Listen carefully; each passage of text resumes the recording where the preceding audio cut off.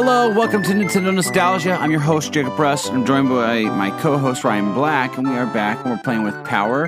Welcome back, everybody. This is really the final stretches of this deep dive series. Yay! I'm sure many of you might be ready to move on from it now. And you know what? Ryan and I, there's a lot of secrets to this game. We've already talked about a lot of secrets, and there's a lot of secrets that we just passed by because we wanted to just devote it to its own episode because it's confusing and it's long. So we're going to try to do this as best as we can. We're going to go from world to world, talk about the secret levels that we missed and what they connect to, and we're going to go through those levels. And then we're going to try to go through Star Road, but then the end of Star Road takes you to a whole nother special world with even more levels. And these levels are obviously very hard too, so I don't know if we'll get through everything today, but that's our goal. We'll see. We might have to cut it short and have another episode, maybe it might be a mini episode for time's sake, but we'll see. But for now, Ryan, let's not waste any of our time. Let's just streamline right to this. We're in Donut World, and we are Donut Plains area. So Ryan, initially, how do you get to the secret, the path to the Star Road? What did we have to do to get there? And then let's dive through the path. Sure. So we've got Donut Secret 1. It's in the water. Once you go in there, it's all underwater level. You go in and you have a bunch of like cheeps and the Rip Van fish that you have to dodge. So you're basically just going through kind of a swimming maze. Got a lot of those sleeping fish you got to watch out for. But the secret that you get here, you have to have a secret exit. Otherwise, it'll just take you to the next ghost house up above it. But if you hit the secret exit, you have to hit a P-switch, which opens up, the brown blocks turn to coins, and you can clear out the coins, then get to the key with the keyhole that are blocked in a little cavity at the end, towards the end of the level. So you have to basically pick up the POW block and swim with it. Now, with the swimming mechanic, you rise up and swim upwards with it. So you got to be careful with that. And you have to watch out for the Rip Van fish, of course. And once you've hit that, you pick up the key after you hit the P block switch, and then you exit the level. And that takes us on to Donut Secret House. It is a ghost house. It starts out with stairs leading up to a circle of boos. That you have to kind of they're in a C shape, really. You have to try to navigate back and forth down some ledges to get around them while they're circling around you. And you wait for that C to open back up where you can run through the gap to move on to the next level. And you're greeted with an Eerie and a Big Boo. So I believe this is the first time that you can come across a Big Boo in the game. And it gives you the option to have a P-switch. You hit the P-switch and it drops a springboard, which gives you the height that you need to get over the Big Boo. And then you can move on. You got a couple more staircases, and then you go through a door at the end to take you to the next portion of the level. From there is a question mark block. You can get a mushroom, or I believe a fire flower comes out of it if you're fully strength. And you've got a boo, a regular boo, and then you have the C circle boos that you have to go in. They give you a question mark block that you can hit multiple times for coins. It's more of a distraction because if you go and try to hit them all, then you're going to be waiting another cycle for the boos to go and do their thing. There is what looks like a doorway made out of coins. If you clear away the coins, when you hit the P switch, it does bring up a ghost door, if you will. You can go through it. And then there's another door that tempts you. It's got a pit over it. So there's a door just floating in the air. When you hit the P block, it puts blocks in place so you can go through the door. But that also is not the secret that you have here. So what you want to do is you want to run all the way to the left, dodging the boos as you do it, and there's a ledge up above with a P-switch. Grab the P-switch and carry it with you over towards the ledge. And go ahead and trigger it to where you have that secret door. Instead of actually going through the secret door or the ghost door that you see, you can jump straight up, and there is a vine up above that floating door. And you can climb the vine once you hit that block, and that'll take you to the secret exit, which has the key and the keyhole. So once you go through that, then it'll lead you through the exit level, and it'll take you to Star Road. If you beat it on the normal way without the secret exit to Star Road, it'll take you on into Donut Secret 2, which is actually in the Valley of Bowser, up on the cliffs. First time it kind of gives you a little tease, especially if you figure it out early on in the game. And it takes you to this ice level in that Donut Secret 2. You have this opportunity to hit this block that makes the snake chain of coins you can guide with your D-pad. And you're basically sliding around in an underground ice cavern. You have... it's got some verticality to it with vines and things.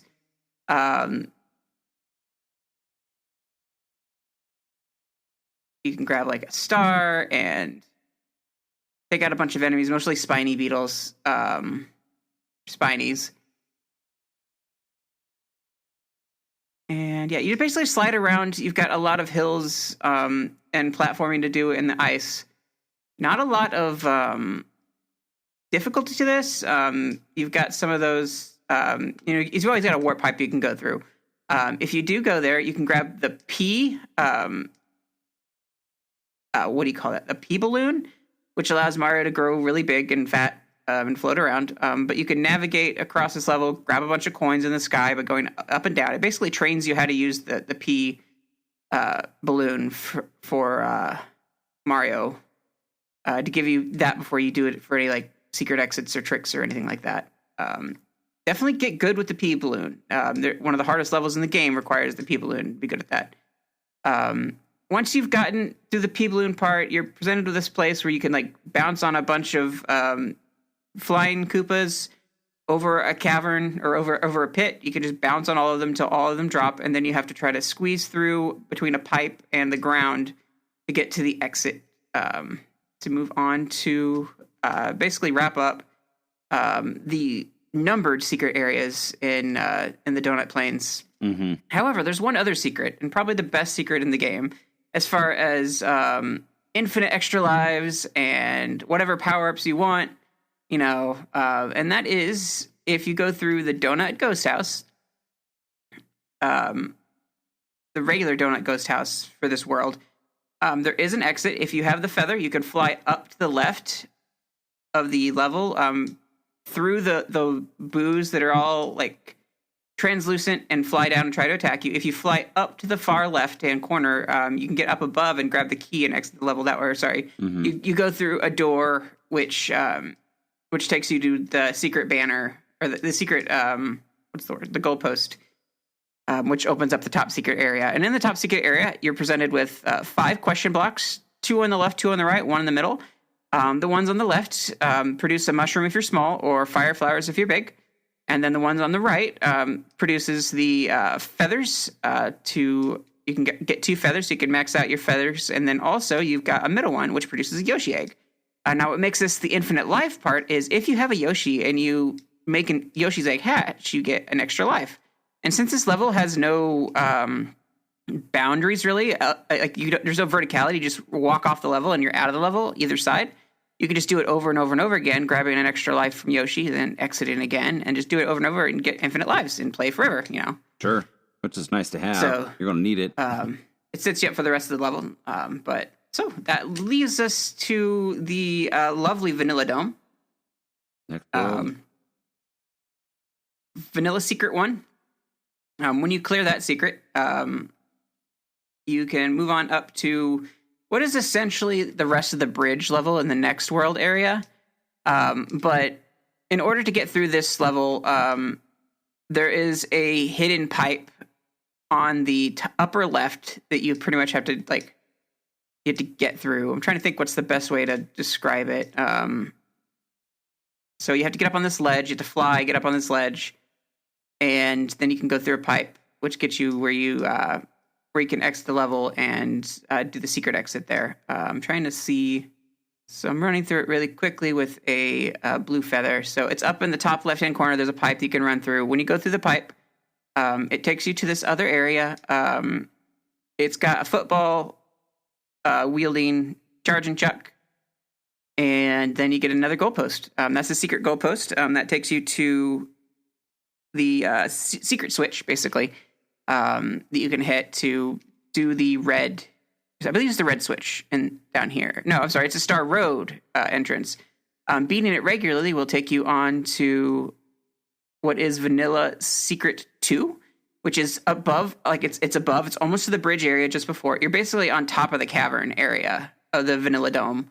You're on top of the dome outside, and you've got like clouds floating by, and you can see the scenery and everything.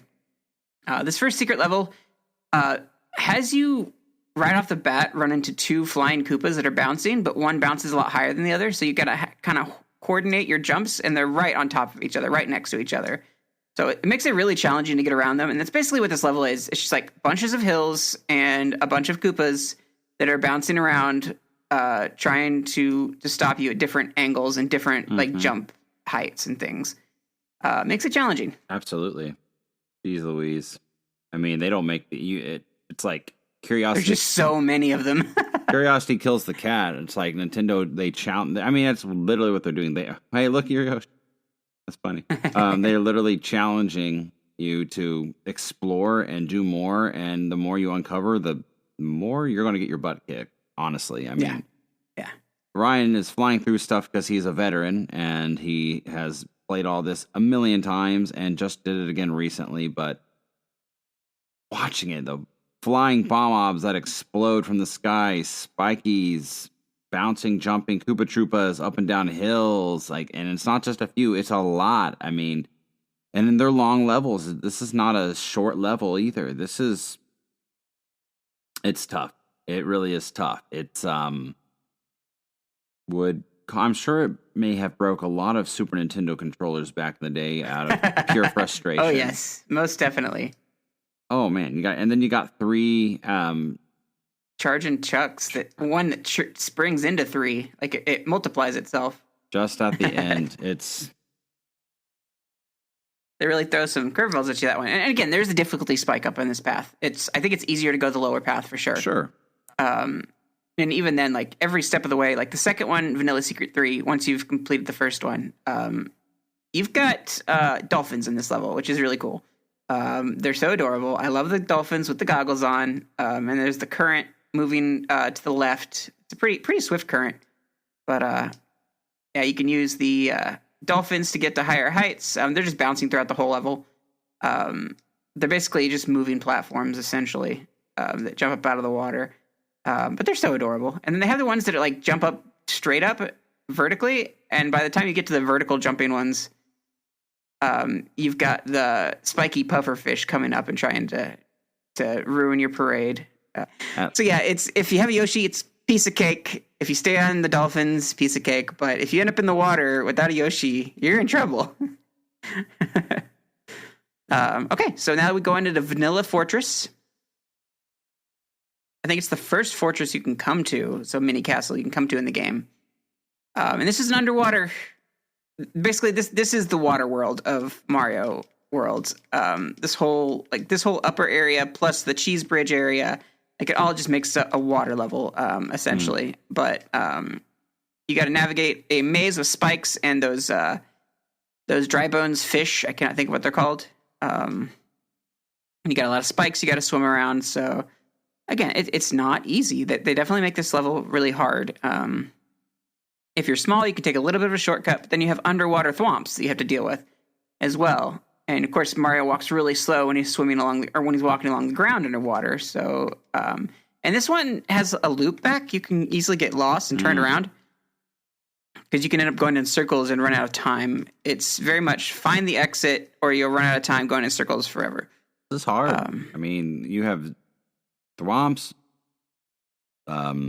bone fish, dry bones throwing bones at you, and you're moving through water, so you're moving slowly. And you got our ball and chains that swing around and take up space.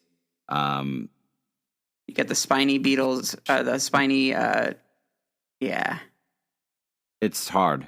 It's hard, and it's all underwater, like we said. They throw it. Except for now, we're magically out of water. And Reznor. Reznor. We should They should have made an underwater boss fight, like a one unique boss fight underwater that isn't anywhere else in the game. I would have liked that. But then that connects you to the upper bridge. to Butterbridge, right? That's what it's called now, Butterbridge. So, and there's 2 levels up here. Butterbridge 1, Butterbridge 2. Yep. Fantastic. This next one is an on rails camera, so you have to keep moving with the level. So you have to be patient, and you stand on these mushroom platforms that adjust their height. It's kind of like a scale. Like one side will push the other one up. You jump on the other side, and your weight will push the other side, the side you were just on, up. And so you got to do a lot of like the weight scale, but also then you have to worry about like collapsing platforms while the camera's moving. So it takes some patience, but also you don't want to take too long. Otherwise, your mushrooms will get too tall and you can't jump up on the next platform because it had gotten too tall because you weighed down the other side. Definitely a balancing act. Oh no, there we go. And you're just hit with like an onslaught of flying Koopas coming at you too. So it's just a matter of like jump on the block, weigh it down a little bit, jump on the block, weigh it down a little bit, but keep jumping. And then the camera starts speeding up while you're doing these jumps, and it's just kind of crazy. If you're not careful, the mushrooms will like break or like fall apart. The ones that are the scales, so you got to be really, really, really careful. No. Okay, got the extra life in just in time. And then the camera starts moving upward, and you have a lot of those yellow eye blocks that you can jump up and hit and jump up to the next level. And then it starts going right again with the camera. So the camera kind of moves in all different directions. They added this feature to Mario Maker 2, which was a really nice touch. You could like map out where it went and how it would go along with the camera, so you had to follow along in your level. I really liked that touch when they added that. But this is where that came from, that idea. With being able to change the camera at different angles and what have you. Once you get to the end of the camera, you're given a pipe you can go down and a green star. Once you go down the green star block, which depends on the time that you have in the game, I believe it's time-based anyway, it can give you like an extra life or a power-up, or it'll just be a coin if you took too long. And then there's the goalpost right at the end once you go through the pipe. Okay, and this next level, Cheese Bridge Area 2. Cheese Bridge, no, sorry.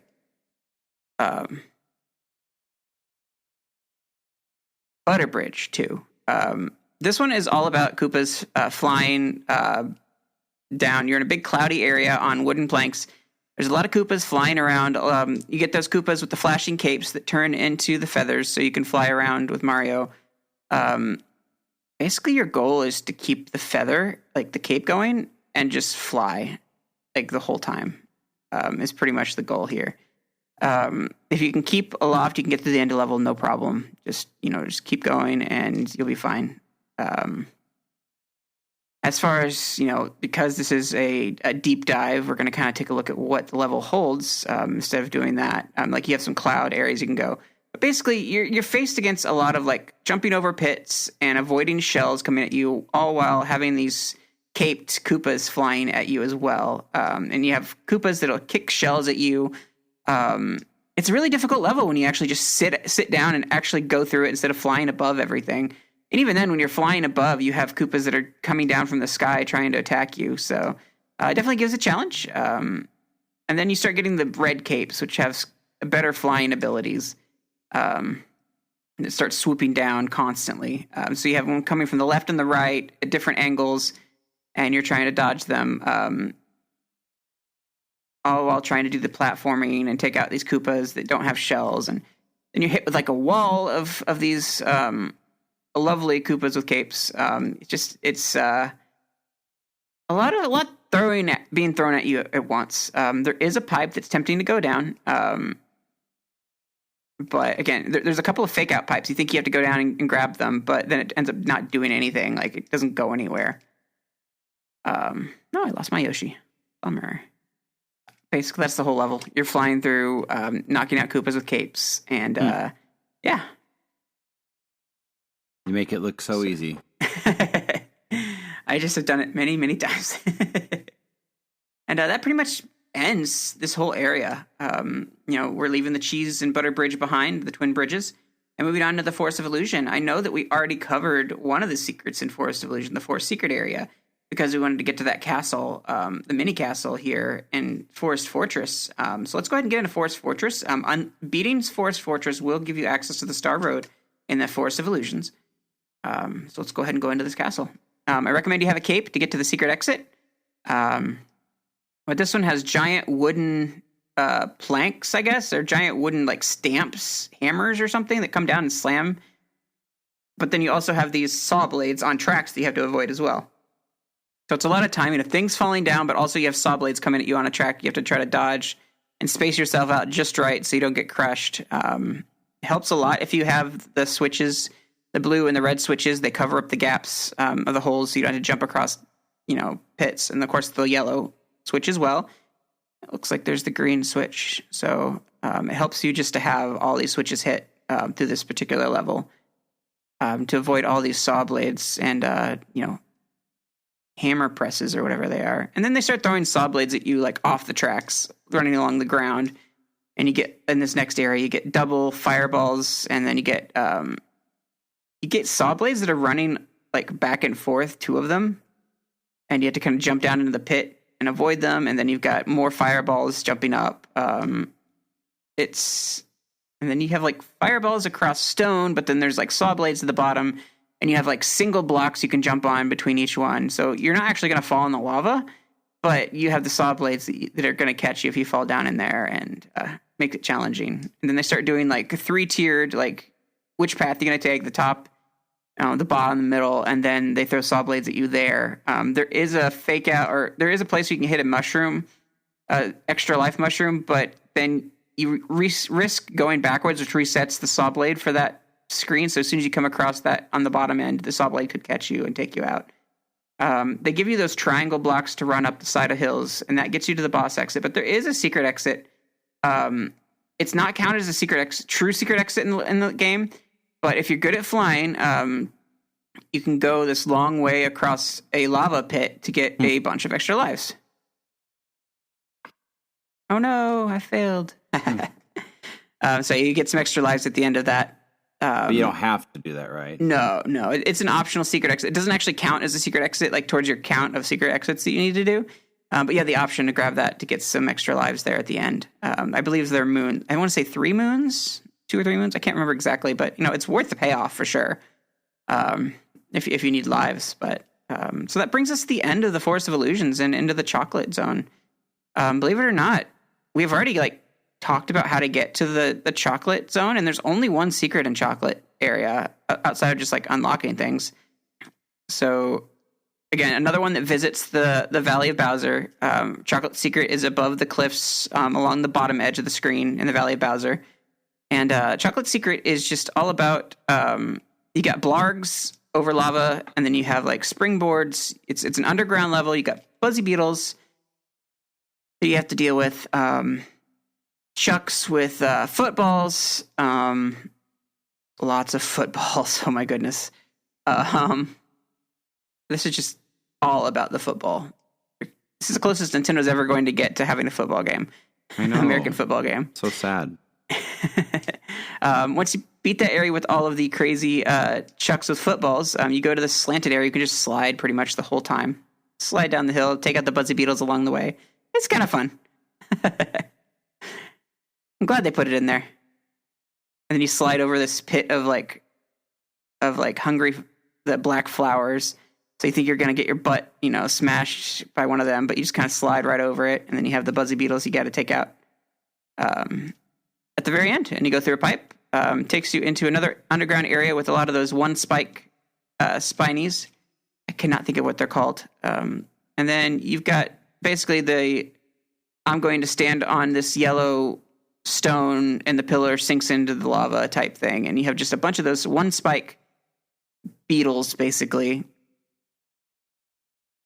that you have to avoid. And then you have a bunch of those sinking platforms into the lava. And they're varying height, so you think you're going to fall in the lava if you don't keep moving. You can't stop, or you'll hit the lava and die. And you're hit with a gauntlet of charging chucks, just one after the other after the other. And then you have more sinking pillars. Only these ones are slanted. Not all of them are slanted, but you're basically running uphill as it's sinking into the lava each time you jump. It's a panic moment, but as long as you keep moving, it's not too bad. It's not too much of a challenge, really, just other than jumping over charging chucks to avoid them. And then at the very end of that gauntlet of enemies and sinking platforms, you are now moving onto the Star Road, really. There's no other secret levels before Star Road, so I guess that's what we're doing. We're ready to hit the road. Are you ready? I'm ready, finally. I mean, and as you travel there, I just want to know, like, the type of game Nintendo put together for us way back in 1992, like this, was it 92 this came out? Yeah, I think it was 92. But, there's so much here. Like, everyone complains about games today being too short or being, not long enough, or like, I'm not paying 50, like Mario vs. Donkey Kong just came out, and it's like a 5-hour game in total if you play it straight through, and it's $50, and I would say that maybe that is too steep, but at the same time, is it, if depending on the way you play it, whereas, this game, it's, it didn't have to have everything that it has here. Like, this is just, it's insane. It's packed full of levels, and levels that get increased with difficulty, so I can just be a kid again and just imagine just the wonder and amazement of just like, wow, I found another secret, and I'm going this way now, and this way, and it's taking me to these roads with stars. Like, what is happening? So, it's just this game, just why we're doing this, it's just proving the point of that Nintendo magic that we still love, and why this company has been survives the times decade after decade. So with that said, I know you have already started the first level, and we seem to be just grinding down a path of our eyeball yellow bricks that can be broken or flipped around, and it's like the whole cavern's this way. So you've got to do a spin jump to drop down, and you basically choose your path. It's a vertical descent. You choose your path to get to the bottom. If you take the far right path, you're going to get to a secret key on the second set of eyes, which is the exit that gets you to the next Star Road. Right now I'm kind of traversing to the regular area, the regular exit here. You have an opportunity to grab a power star and take out a bunch of enemies. I think enough to get an extra life while you have the power star. But if you have a cape, you can also like move vertically a lot more. Horizontally a lot more. As you do your spin jumps, so it gives you access to more areas, but still, like, you've got a opportunity to get a red Yoshi in this particular level. Nice. Each Star Road gives you the opportunity to get a baby Yoshi, and you can feed the baby Yoshi to enemies, and it becomes a big Yoshi. That particular one, if it eats any shell it spits out becomes a fireball, no matter the color. You have the opportunity to get the red Yoshi there, and you can get different color Yoshis. And once you get to the bottom of the cavern, you hit your goal post for the end of the level, and we move on to the next level. Oh, got another bonus game. My goodness. I'm hitting those posts really well. All right, now we come to Star World 2, one of my favorites, because you can get my favorite colored Yoshi. The blue Yoshi. Interestingly enough, if a Yoshi eats a power star, they will become full grown right away. Love it. Love to see it. This level is basically the first Donut Plains secret area on steroids. So you just got a bunch of Rip Van Winkles sinking that can wake up and attack you. There are different levels. Then you've got like a V formation of Cheep Cheeps coming at you, and then two more following up after it. It's kind of a really pretty level with the fish floating, and the background, and the further background, you've got like wiggling coral reef and the coral reef, and then there's like wriggling like seaweed and plant life in the background shimmering. It's a really pretty level. The ground's a bit of a yellowish green, puke green, so not the greatest looking ground area, but overall pretty cool. Again, I love having the purple Yoshi. Purple Yoshi is the best.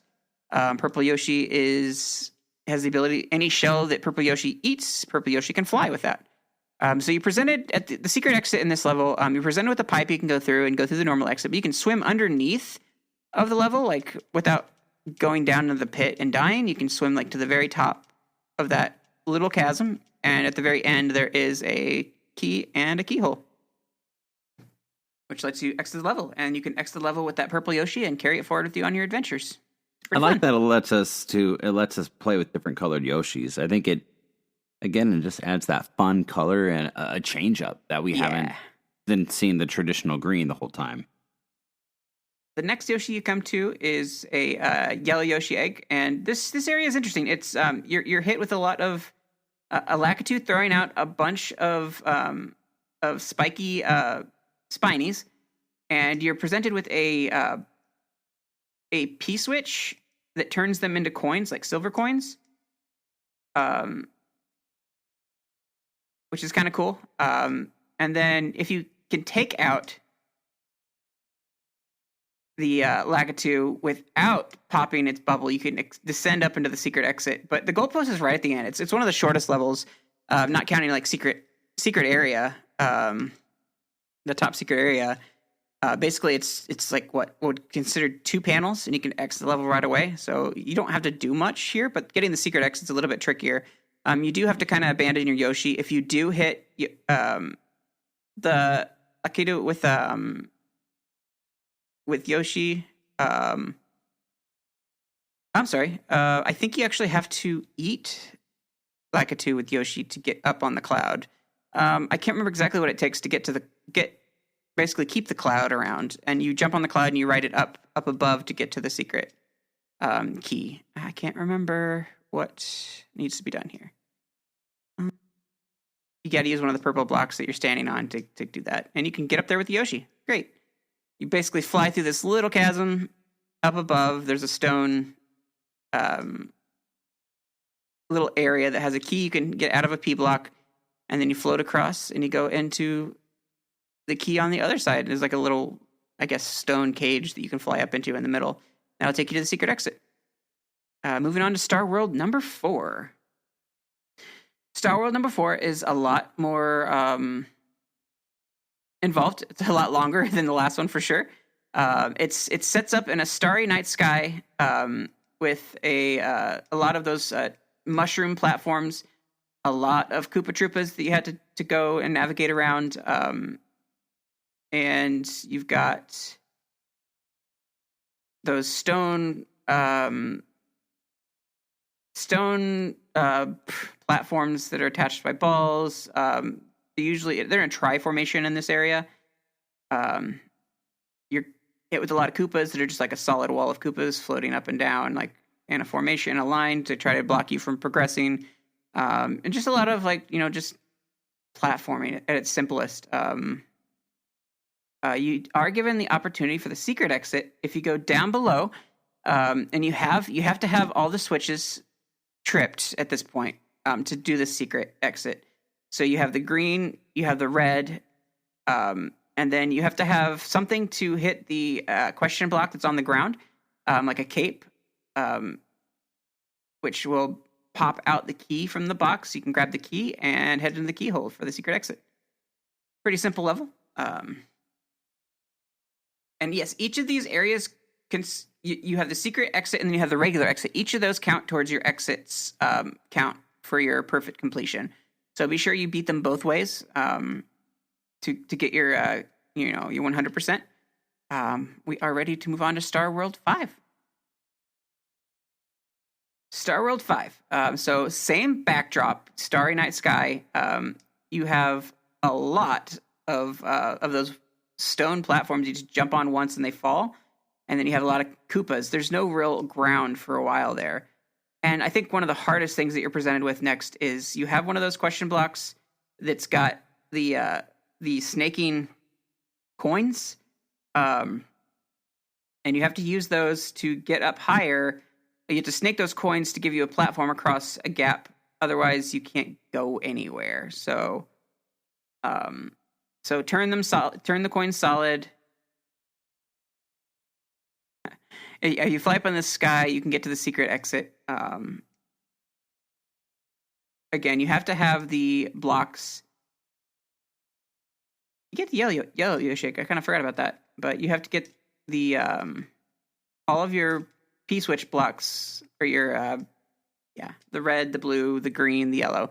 You have to have all of them to make the path to get up to the secret exit in this area. So you cannot do this unless you've gone through each area and unlocked the switches to get to the true end, or the true secret area. and I'm trying to get back there because you have to like fly up. Technically, if you have the ability to fly, you could probably squeeze through some of the gaps, but ultimately, you're probably gonna have to have those. You have to at least have the blue switch hit to get up there. If you have the room to run, it's really hard to do that, and it's very narrow. But they basically made a maze of stone at the top to help you get through the level, and that takes you onto the Star Road at the top. The Star Road, the place to leave Star Road and go up into space, essentially. Which takes you to the secret levels, the special levels. These are the hardest levels in the game. There are 8 of them in total, and they are a trip, let me tell you. So the first one you come to is called Gnarly, and they've got all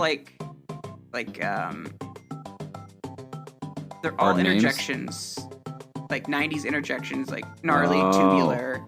My gosh. Way cool. Awesome. Very 90s. Rudy, Mondo, outrageous, and funky. It's like the Ninja Turtles labeled these levels. Yeah, pretty much. That's funny. So Gnarly kicks us off. We are in. This is an interesting level. So you got cable, like the wound cables, and you start up on those white Yoshi colored, or not Yoshi colored, those white Yoshi hills with the plants on them with different colors. And you have basically it's all vertical. You grab on. You have what are those called? Piranha plants you can hit to create 4 vines, kind of reminiscent of like Donkey Kong Jr. And then you have a rope that you can grab onto. It's an automated machine that'll take you up around a winding path. And basically, you just choose your path, how you want to go. You do have to leave your Yoshi behind. Sorry, Yoshi, to do the climbing.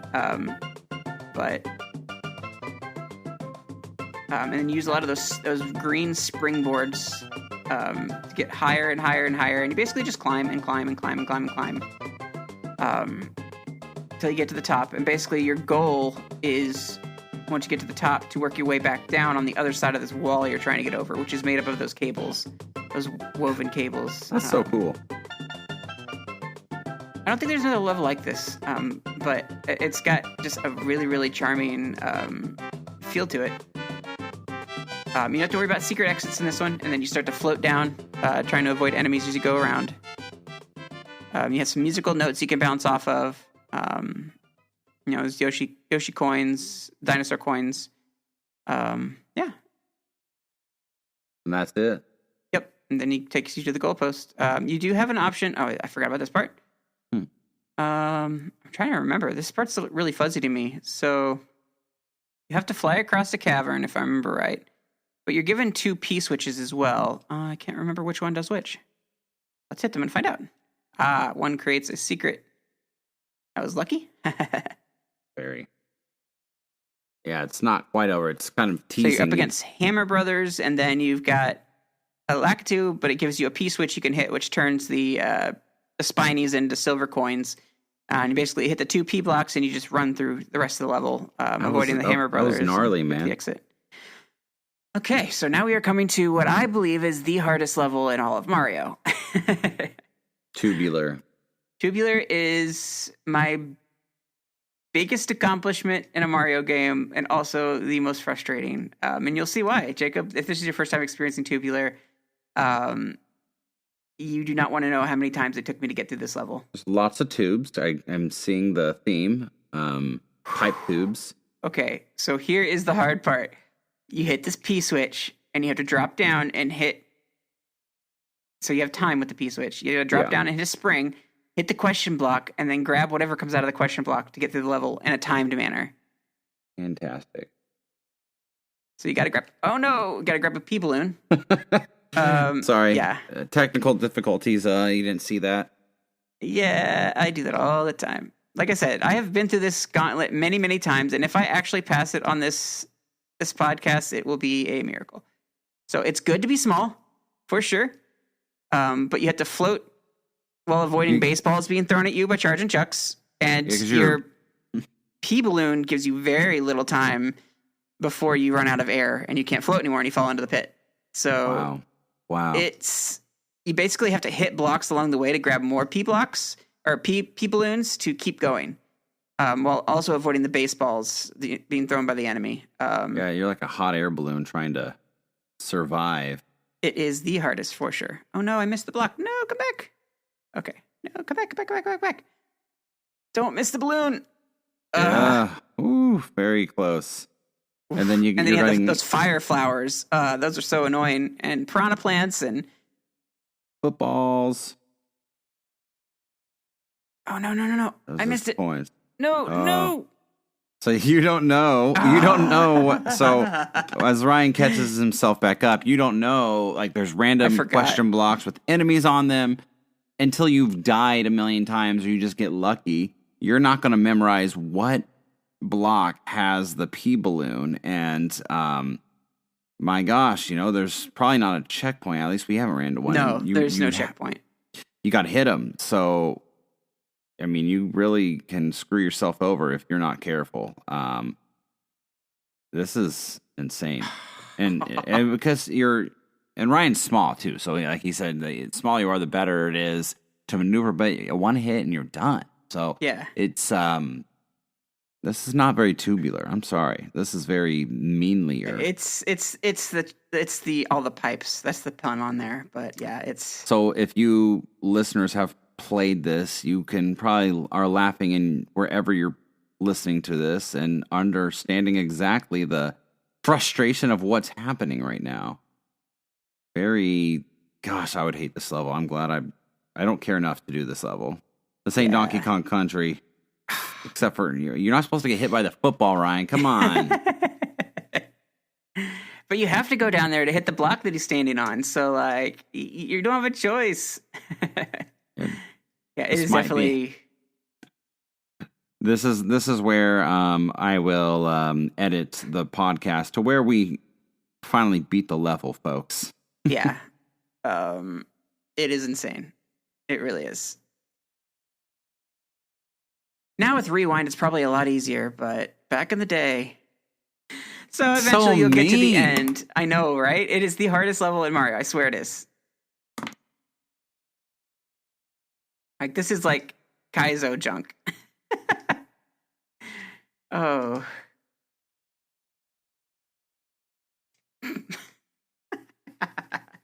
Okay, moving on to the next level. Now we've got that one wrapped up. The hardest level in the game. Let's move on to it's a track level where you can hit on or off for the platform to go where you want it to go.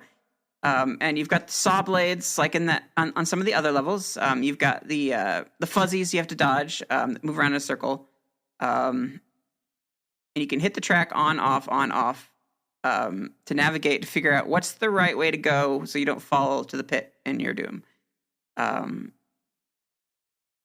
usually just recommend hit the switch every time you can when you come across it to get through that level. Whew, that was close. To get to the end of the track and move on to the next area, which if you have a Yoshi, you can exit the level pretty quickly with the wings that are given to you. I unfortunately do not. Oh, and then we got fuzzies we got to deal with jump on a rope conveyor thing, and you climb up and down the rope, very similar to that other level that we went to with that really, really hard secret exit. You had to fly underneath the goalpost and fly back up again. It's very reminiscent of that, just more complicated, more challenging, dangerous, if you will. See if I can get far enough in this level to give you an idea of what the level is like. But it's definitely like an on-rails platform that you're on, and you choose how you want the path to go, and try not to fall off at the very end, because some of them are fakes, or they run off the track. And you want to hit the track. You want to hit the on-off switch every time. Otherwise, you'll fall into your doom. Yeah, that's basically all that is fuzzies that you're taking out with the platform changing, and of course the rope you have to grab. The next area is you're immediately greeted with the Super Koopa. They jump in their shell and they start flashing and it starts homing in on you, and you've got to pretty much just dodge him while you're on this icy terrain. It is above ground. It's not an underground icy level. It is above ground. You see the clouds in the background, and there's like ice mountains going on. You've got some of your returning dragon friends, the purple ones that you can jump on, and they scrunch and they go faster. Then you can jump on them again, and they'll be squashed for good. It's just a lot of like slip and slide mechanics on this one. But you also have Koopas that kick shells at you and try to take you out. So it's almost better not to hit the enemies and just dodge things. But just always expect there to be a shell to be kicked at you, or like a super shell coming at you. You know, like you're always going to have something flying at you in this level while you're sliding around. Just whenever as you go forward, expect there to be the next shell is going to come at you and kick you. You've got some verticality with Koopas bouncing around on the icy terrain. And then you come across these like purple arches, and you're greeted with the classic Cheeps jumping from the ground, from out of nowhere. Classic. Then you have like bonsai bills thrown at you. So like, not only do you have Cheeps jumping up, but you've got bonsai bills to avoid. You've got the dragons, purple dragons. You've got, slipping, sliding on all these platforms and pipes and things. They just throw everything at you at once, and you're just like, there's too much going on, and it ramps up. This is I really get a lot of feelings of what the original Mario Bros. 2 was back in Japan. Remember?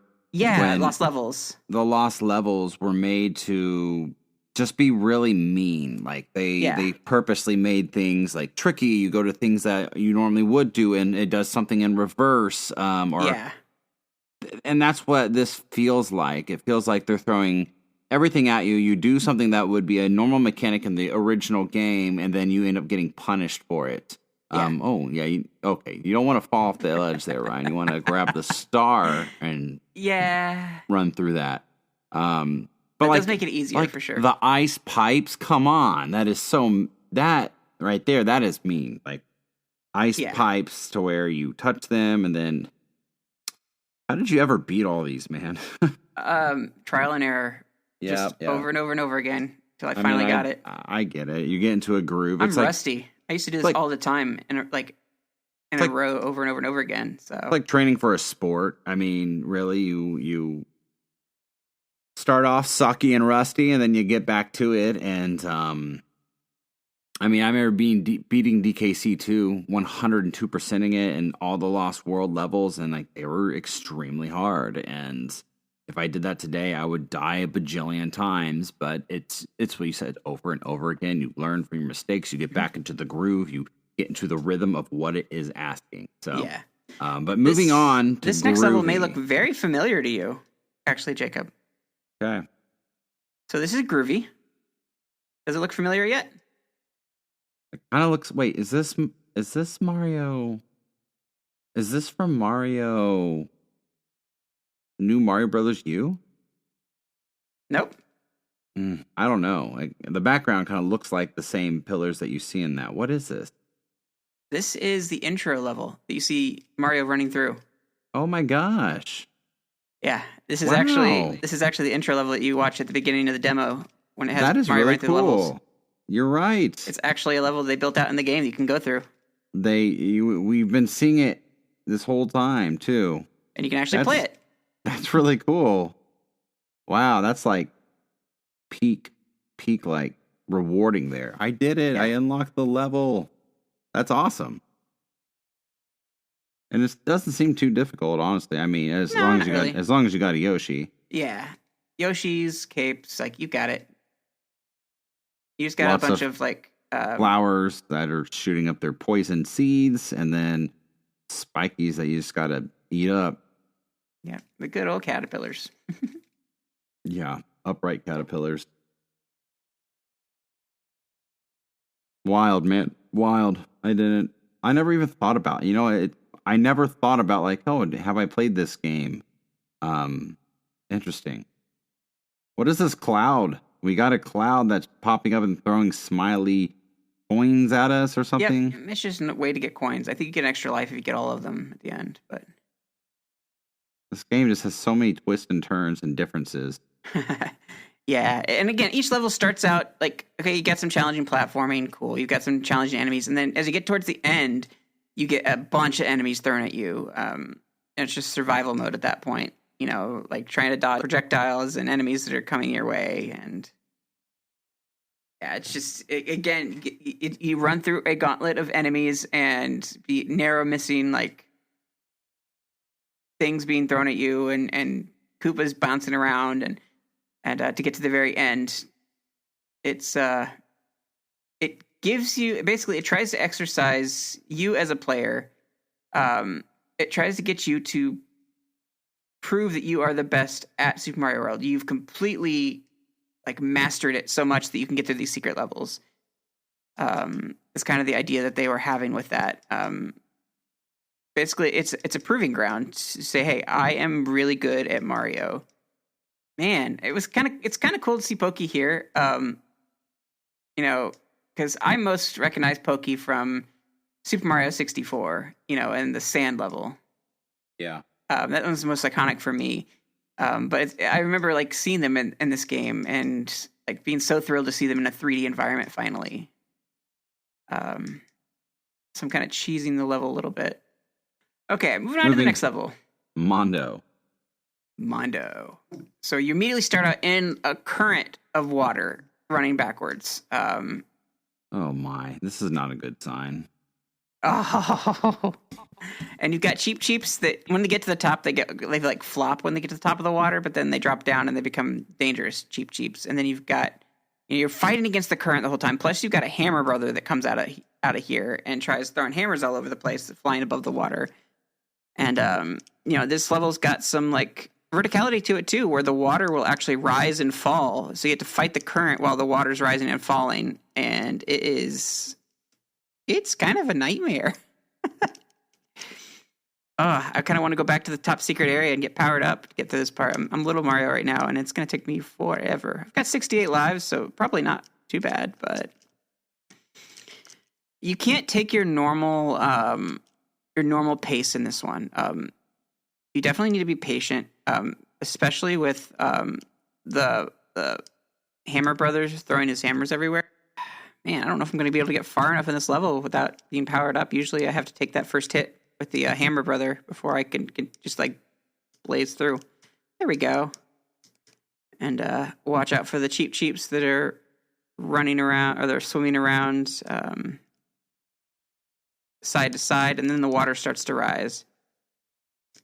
You know, when the Cheeps are out of the water, you can just like bump into them and they die, so no problem. It's when the water rises when they become deadly. So yeah, you get the idea generally of the rising and falling of the water with the platforming mechanics. And then you know, do you go against the current or do you wait for the current to lower? But then you have a bunch of platforming stuff you have to do and avoid enemies. So this next level is called Outrageous. It's very much like that regular level in the Forest of Illusions, but it's kind of a different tinted background. But then you come across these like, now this is classic Super Mario Brothers 3. When you come across these fireballs here, they're very much like those walking fireballs from there, but it's like a bouncing fireball. It leaves little fires behind it. And you've got, of course, bullet bills you have to deal with. And there's a lot of verticality with, while also avoiding these flames that these fire sprites are dropping. A lot of bullet bills or Pidgeot bills if you're playing through the completed area. Oh my goodness, it's so difficult. And I think the hardest part about this level, there's only one really, really super hard part, and it's you have to jump over this really tall pipe, but you have to do it by using the bullet bills that are traveling across a chasm. You got to bounce off them to get up high enough to get over that. Oh boy, this part's hard. Again, it's the second to last of the secret levels that you have to come across. So you have to prove you are the best at Mario. and it's unforgiving. There's no like checkpoint in the middle. No, you gotta do it. You gotta finish it. You gotta beat it. Like there's no grace here. If you want, you can carry the springboard to the end to get past that one part. It's not quite as cool as using the bullet bills, but it's an option. There we go. I got the springboard across this time, so I was able to get past that hard part. And you got more Hammer Brothers you got to deal with. Of course, they got to throw those in there to make it hard. And then we got like enemies breaking out of bricks, and you got the fireballs you got to deal with. Like you got Wrigglers, of course, you can't really take out. Oh no. I think Nintendo today doesn't want to do stuff like this. Like, I don't think, as weird as that sounds, they do make difficult stuff like that. But you have to get through everything. Like, again, you're not going to get here unless you've done everything else. You found all the secrets, and it rewards you by giving you harder levels to figure out. It's like in Mario Odyssey, you got to the darker side of the moon. Yeah, exactly. It's one giant gauntlet of a level, and it's really hard. And I never did beat it, but I think that they give you less. Like, I don't feel like we're getting whole worlds devoted to difficulty and whatnot. Because I think they've learned, like, I don't know, one, how many people on average are willing to do all this? And two, I don't know. I think it's just fewer and far between. I could be wrong. I'd say that I could say the same thing about Donkey Kong. I mean, Donkey Kong Country. Well, that was mean. Donkey Kong Country. You do get rewarded with special extra temple levels, and though watching you, I mean, that's what this is. This is the temple run levels for Donkey Kong Country games, and like those levels, every time I played them, it was. Oh my gosh, I'm getting anxiety thinking about it because every time I played them, I was like, how on earth am I going to beat this? And I did eventually. I did beat them all. It felt so great, but it was so hard. So hard. And it took hours and hours of discipline and keeping your cool, not getting mad or whatever. So it's tough. Yeah, so in this final level that you have to go through, you have a lot of those sumo brother guys that stomp the ground and release the fire, and you have to do a lot of like navigating that craziness. Dark. Do you realize that? What's that? The sky is really dark in this game. It's kind of creepy, a little scary. Like we're getting close to a boss. Yeah, this is the final area, and it does reward you when you get to the end. At this level, it's really cool. I do want you to see the exit because it does reward you. It's like a congratulations type thing. Like, congratulations, you made it this far. Like, you are a superstar, or something like that. Like, thank you, Mario. It celebrates your dedication. Sure. And I mean, I would have beaten this eventually if I ever really, really wanted to. But here's the thing. You have to want to. Like, it has to be rewarding enough for you. I pick and choose my games anymore. Like, okay, if I love this game overall and I don't want it to end, then I'm going to get every drop I can out of it. That's kind of my mindset. But, what is this dude doing? He's summoning these. He jumps up and claps. Oh, I thought he was just like summoning the flying Koopa Troopas. He might have been. I don't know. Maybe he's the coach. He's looking in the sky. Oh. He's stared up in the sky, shaking his head around with his arms up. He looked kind of crazy. So, I mean, we've talked about it at length. Once you've beaten this area and you go to the Star Road exit, it takes you back to the start of Yoshi's Island. But everything is reskinned. Different. It's a palette swap. Bullet bills become Pidget bills. You've got Koopas wearing Mario masks instead of actual like shells on their heads. Nintendo should have had like something like, if you beat this, you'll get like a discount for your next Mario game or something like that. But I don't know if they could financially do that. They might lose a lot of money, but I don't think they would. I don't think the casual fan would ever do stuff like this. As long as they don't have a... And you have to do it within a time frame. Maybe you have to do it within like the first month of the game or something like that. Here we go. You Are are a super player. Wow. Wow. So mean. You're a super player, though. You got to the end. You beat it. All of that for that. And then you go through, and you are suddenly at a reskinned version of the game. Wow. Well, we did it, Yeah. folks. I didn't know if we could do it in one level, but we did it. Congratulations. And Ryan's kudos to you. I mean, really, you were the driving factor of this series. I mean, shame on me for not being as good as you at Mario World, but for the content's sake and doing it, when you steered the ship through this and you did it, and seriously, you are truly a super gamer, and I do mean that. You are always one of the best gamers I've ever known my whole life. You, Traven, and I'd say Tom are the top 3 that I've ever known, and I mean that. But this has been a fun ride. Super Mario World Deep Dive, Star Road, and all the secrets are completed.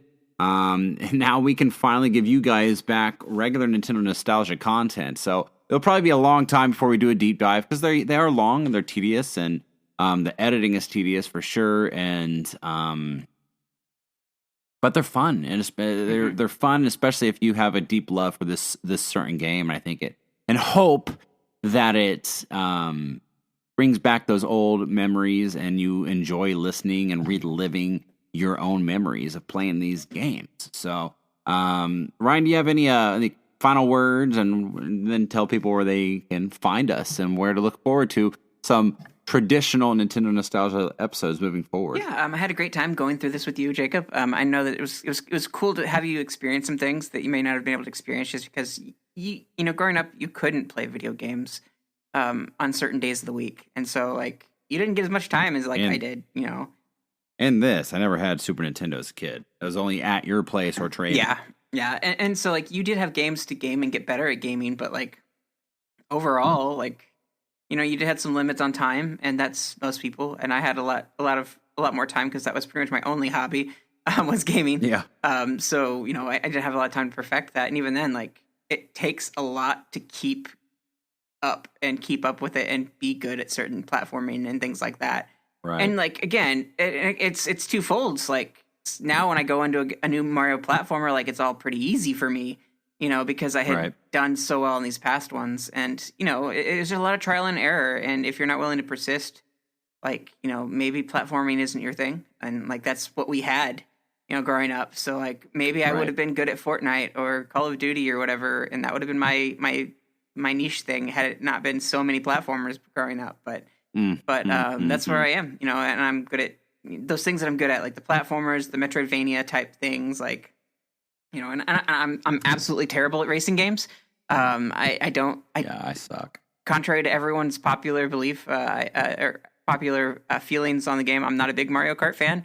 And mainly because I'm really terrible at it. I do like the battle mode, and even then I'm not really great at it, but and when you've played an amazing kart racer like Diddy Kong Racing, it's hard to play. Yeah, an adventure racer is pretty cool, and you don't get too much of that. Generic Mario Kart. There's just a lot of things. I've got blind spots for video games for sure, and things that I've not played, and I'm not, but these are my bread and butter. So I've played them so many times over and over again, and they're some of the greats because it's a monument, it's a testament to my personal achievements in platforming and being able to beat a game. And this very much goes back to nostalgia on the playground and over at friends' houses. Yep. And them just talking oh, did you know this could happen? Or did you know you could do this? Or, I must try that. I got to try that, and just finding things out and taking the time over and over and over again, trial and error to finally succeed at these things. And this is kind of the byproduct of that. One time I just finally just sat down. I'm I'm going to figure out every single secret that is in this game. For Super Mario World, and that's what I did. Right. I dedicated to it. Just I put my mind to something, and I'm going to completely I love this game. It's a lot of fun. I'm going to do it justice by completing it to its full completion. So. Yeah, and you did. So And obviously with this, guys, the levels are hard, and we wanted to just kind of give you a taste of what the levels were like. You can imagine we did not obviously complete every single Star Road level, or we would be here another 4 hours. But thank you guys for going on this journey with us. Ryan, remind them where to share the word so we can maybe get some more listeners over time, and keep interacting with us in the chats. We love that. And you know what? If anyone has, please comment on our chats and let us know what you thought about the deep dives. Do you enjoy them?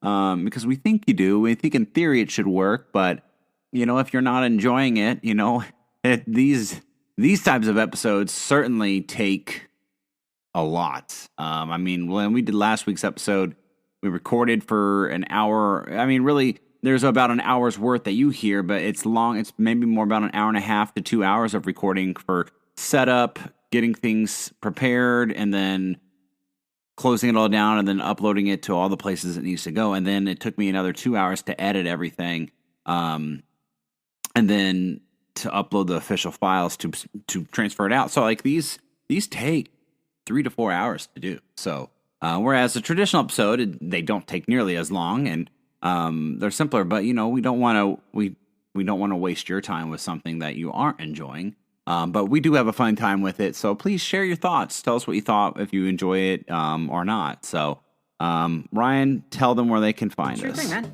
You can find us on Apple Podcasts, YouTube Music, at Nintendonostalgiain, on Spotify, Amazon Podcasts, Pandora Podcasts. You can find us on Facebook at Nintendo NOS, on TikTok, Nintendo_NOS, on X Twitter at Nintendo_NOS, on Instagram at Nintendonostalgiain. Shoot us an email at Nintendonostalgiain@gmail.com. Call the Nostalgia Hotline, share your memories, and show us some love at 317-969-5690. That brings us to the end of the episode. Thanks for listening and sticking around for this long deep dive through Super Mario World.